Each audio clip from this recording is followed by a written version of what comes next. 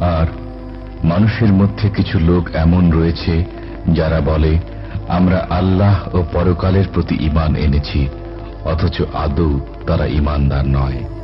তারা আল্লাহ এবং ঈমানদারগণকে ধোঁকা দেয়, অথচ এতে তারা নিজেদেরকে ছাড়া অন্য কাউকে ধোঁকা দেয় না, অথচ তারা তা অনুভব করতে পারে না। তাদের অন্তঃকরণ ব্যাধিগ্রস্ত, আর আল্লাহ তাদের ব্যাধি আরো বাড়িয়ে দিয়েছেন। বস্তুত তাদের জন্য নির্ধারিত রয়েছে ভয়াবহ আযাব তাদের মিথ্যাচারের দরুন।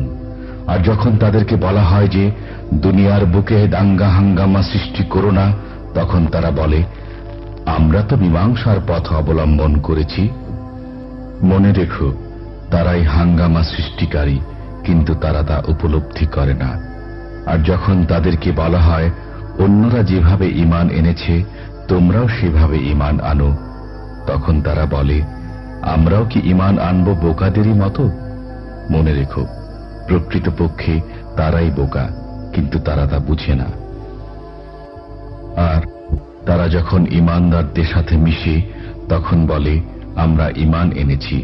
আবার যখন তাদের শয়তানদের সাথে একান্তে সাক্ষাৎ করে তখন বলে, আমরা তোমাদের সাথে রয়েছি, আমরা তো মুসলমানদের সাথে উপহাস করি মাত্র।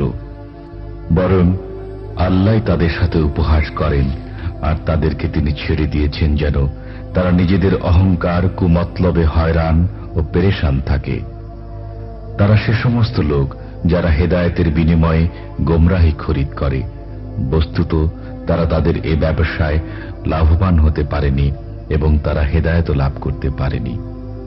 তাদের অবস্থা সে ব্যক্তির মতো যে লোক কোথাও আগুন জ্বালালো এবং তার চারদিককার সবকিছুকে যখন আগুন স্পষ্ট করে তুলল, ঠিক এমনি সময় আল্লাহ তার চারদিকের আলোকে উঠিয়ে নিলেন এবং তাদেরকে অন্ধকারে ছেড়ে দিলেন।